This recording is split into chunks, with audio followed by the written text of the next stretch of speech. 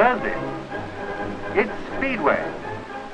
Young and old, they come in their thousands to see the champions, speed, and to enjoy the thrill of that great pastime, speedway racing. There they come.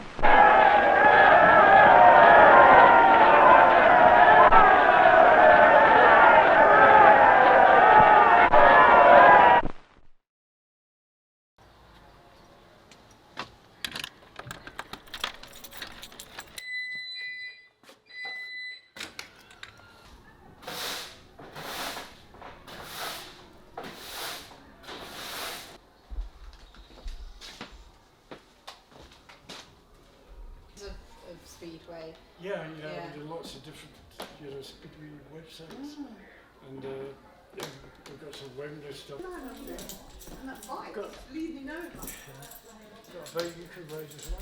My name is Bert Harkins. I'm a former speedway rider, captain of Scotland, and I'm here in the National Speedway Museum at Paradise Park.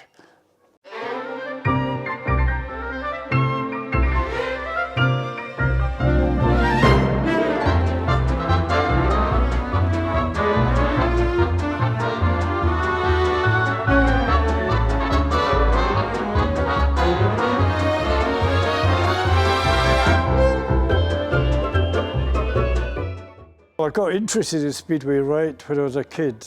We lived in Govan Fire Station, which was quite close to Glasgow White City Speedway track. And my dad used to take me up there on a Wednesday night to watch Glasgow Tigers. And I got hooked from that time onwards. Lots of little boys in Glasgow wanted to grow up to play for Rangers or Celtic. I wasn't interested in football. I wanted to be a speedway rider. And it took me a long time, but eventually I did get there and made the grade. Yeah. I think the appeal of speedway to me was the noise and the colour. That time there was a lot of dust as well. And the speedway riders were all heroes to the young kids that went to watch. And that just sort of attracted me, right away. It was quite difficult to start riding speedway in Scotland because when I started, there was only one track, which was Edinburgh, and I lived in Glasgow. And my mum wasn't interested in the sport at all. It's too dangerous for her. And my dad he liked it, but when I got into speedway, they were a little bit worried for me, obviously. And even up to many years later, when I got to international level and world championship level, Mum would always say to me, "Why don't you give up speedway, Bert, and get a proper job?" But I never listened. I just kept riding speedway. I bought a very old bike from one of the Glasgow riders, Jimmy Tannock, and I used to transport it from Glasgow to Edinburgh, which is about 40 miles to the speedway there. And I couldn't afford a car. I didn't have a licence, so I had an old motorcycle and sidecar. I had the speedway bike and the sidecar and just chugged along the A8 all the way to Edinburgh. And there were so many young lads like me, novices, that wanted to break into speedway, that you had to queue up to try and get a few laps on the track. So some weeks you'd go all that way and you wouldn't even be able to ride the bike. You'd have to come home again. After a few seasons persevering with that, I got into the junior races, then the reserve races, then worked my way actually into the team itself.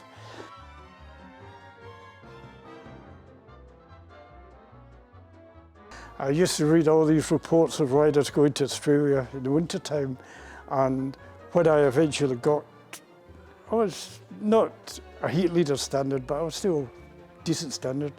I decided to spend the winter in Australia, and I had written to a couple of promoters to try and get a race there, but nobody knew me in this country, never mind Australia. But eventually I went out to Melbourne. They had an interstate test match, Victoria versus South Australia. And one of the Victorian riders had broken down on the way to the track, so the promoter was looking around the pits for another rider. And I kept saying, "Could I ride?" And they said, "No, no." And they hadn't seen like a sort of skinny white Scotsman with glasses and ginger hair before, so they didn't think I could ride a speedway bike. And in the end, they said, "Well, there's nobody else, you've got to go in, but you've got to do your best, it's such an important event." So I went out the very first race and won that and broke the track record. And each race I went out, I won every race and kept breaking the track record. And by the end of the evening, they're so enthusiastic. They said, well, you got to stay with us for the rest of the season. So after that, I was made, it was okay. And then from that year on, the other years, the promoters would pay me to go to Australia. By that very first year, I'd sold everything I had, records, record player, just to get enough money to go on the boat, because it was much cheaper than a plane to get to Australia. So this is the last speedway bike that I rode. It's a Jawa 500cc 4-valve, and I thought rather than have it lying in the garage at home, we'd have it here in the museum. So it's basically before they had the lay-down engines, it's the upright with the 4 valves, so they're fairly quick. And the other parts here, we've got like one of my race jackets from Edinburgh Monarchs, Coatbridge Monarchs, and different rosettes. And I used to be known for wearing a tartan hat, but my hair was that long that now they made these CU Jimmy wigs. They should have given me commission for all that, because I think that's where the idea came from. I think once you actually make the grade in Speedway, and once you get to the standard where you can race for your country, like I was racing for Scotland, that's a big boost to you, because you always want to represent your country and do your best, obviously for Scotland. And it all progressed from there. And I was in the Great Britain team that toured Australia, and also the rest of the world team that Ivan Major and Barry Briggs put together. We raced in America, Israel, New Zealand, Australia, all over. So from these small beginnings, you can build up into a good career. And although you get ups and downs, you get injuries and disappointments, overall, looking back, it's still been a good career.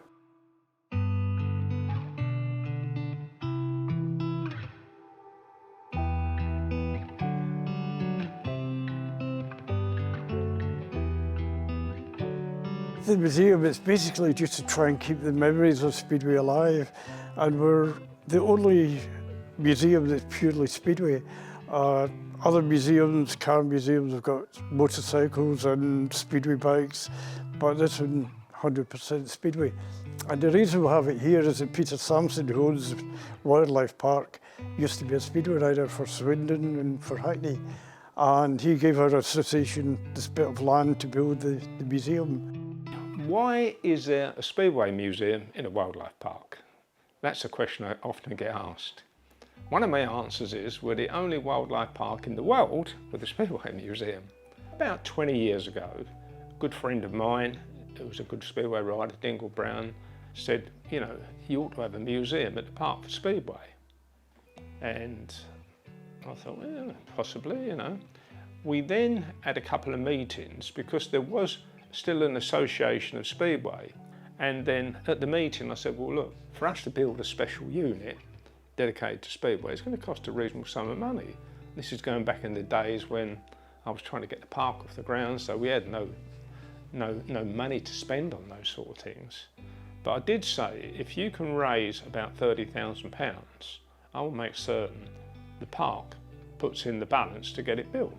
At the time there was a couple called George and Linda Barclay, and they were given the job of going around all the tracks in the country with buckets, going around the crowds, collecting money.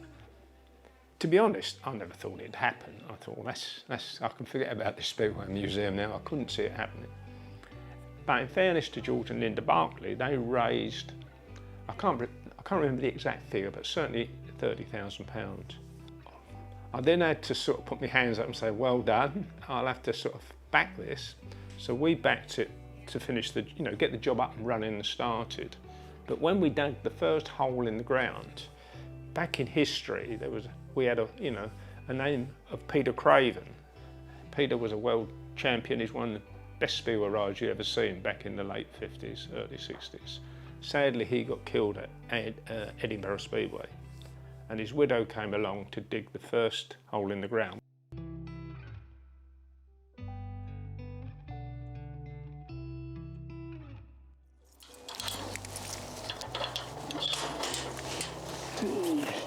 So this is our memorial garden, which we have to remember the lives of speedway riders who have unfortunately passed away. We have various plaques all around the walls and some different monuments and the benches as well. And the latest one down here is for one of our top people, is Colin Pratt, who just died recently, and he was a top rider, promoter, president to the World Speedway Riders Association. So after the funeral, the flowers came here. So every year we have a memorial service, and we unveil plaques for some of the riders who've passed away during that year.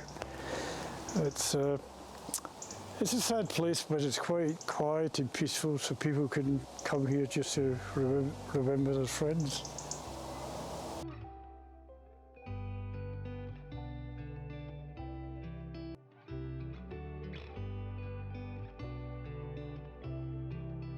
When we look back in history, you remember those early days. You forget about some of the bad things, the crashes and the hurt. You remember the nice parts. And at the time, it felt nice to put in a museum which dedicated to Speedway. Sadly, today, we've got a museum sitting with no tracks around it for possibly 100 miles. And this has made life very difficult. And we discussed the other day, is there a long-term future for our museum? I'd like to think there is, but you know, we're not 100% certain.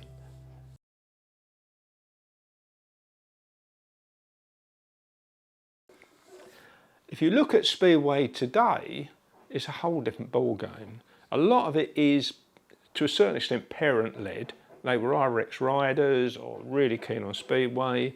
You see youngsters starting when they're still at school. You know, they've got almost 2 bikes. You know, their dad and mum are still driving them about because they haven't got a driving licence, but they're going in nice vans. And even as they come old enough to get a driving licence, they're getting sponsors, you know, so they've got a nice van with names on the side. It's a whole different set of circumstances from what it was many, many years ago.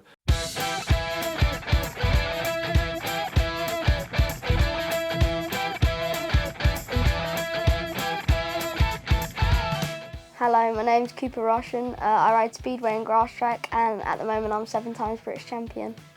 When I was 6, you're allowed to legally start racing, so I started when I was 6.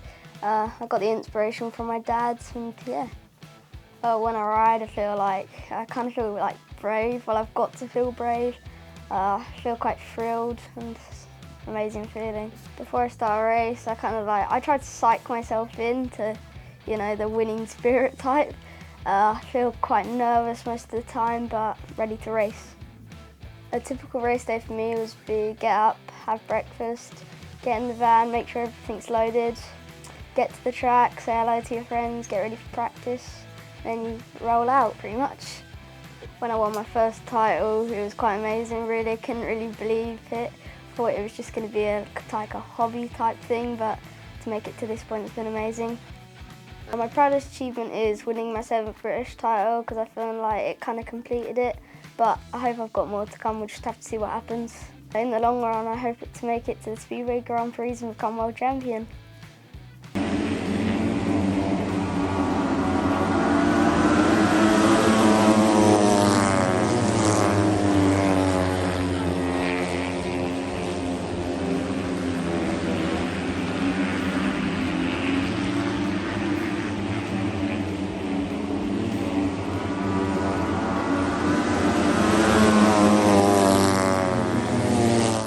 With Cooper's career has been obviously from the age of 6 and just getting him mentally ready. Physically he's pretty fit anyways, but we do a lot of training together. But on race days, race seasons, it's driver, mechanic, bank account, mentor. But as I say, it's just about physically he can do it, mentally he's keeping them where they need to be, and if we have a bad day, he's taking them away from them pressures and them stresses and just regrouping and getting out there ready so he's got a clear mind.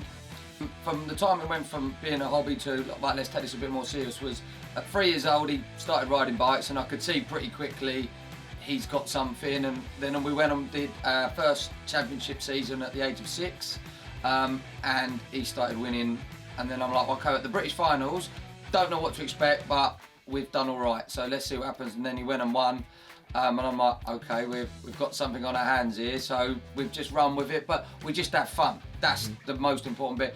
There's a lot of dads in the world and stuff, there's too many stresses and too many pressures, so enjoy it, and then life should get a little bit easier. So these are some of my trophies I've won from British titles and other important races. So down here we have some grass track and speedway, some auto cadets. So when you start grass track, you start off on an auto cadet bike, you move to a cadet, and then to the juniors, which class I'm in right now. Moving up, we have a picture of me at the back there on my first bike, couple other trophies, some medals. And then we move up to the cadets, where we have my second pair of gloves that I won my British title in. And then we have a few medals along here. And then at the top we have my first pair of gloves, and a couple of hats I got from British titles, and some other trophies. My favourite trophy is probably that one in the corner, because it's the biggest. The bigger the better.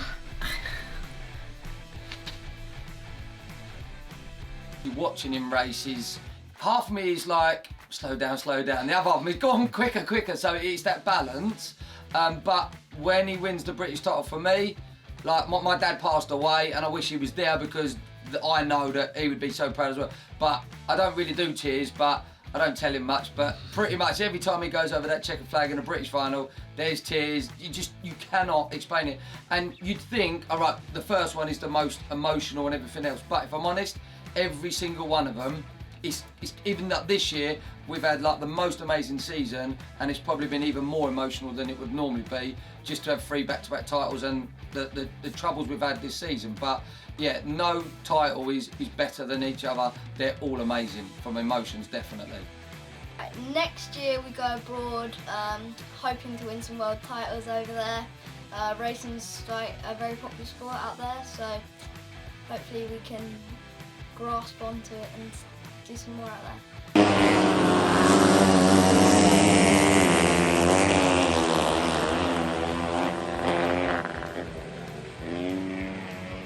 Our views on Speedway going forward is, up until probably about 3-4 months ago, it was looking quite bad. We've lost probably 5 tracks due to COVID. Housing, things come along, compulsory purchases, dog racing, they've now come in and took over certain tracks, and it wasn't looking very good, because obviously from a crowd point of view, they couldn't get in their numbers, which means they couldn't pay the riders. A lot of riders then moved over to Poland, but Discovery Sport have just stepped in. They are now going to come in and take over the Grand Prix, and like MotoGP bike racing, they've got MotoGP 1, 2, 3, 4, and they've done exactly now with the Speedway.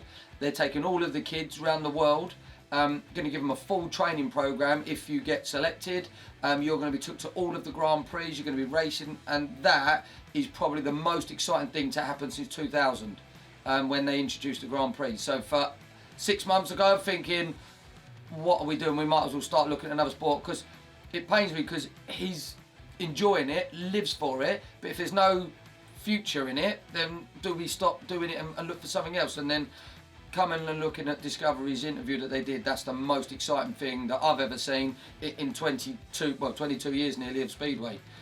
So yeah, at the moment, the future is very exciting.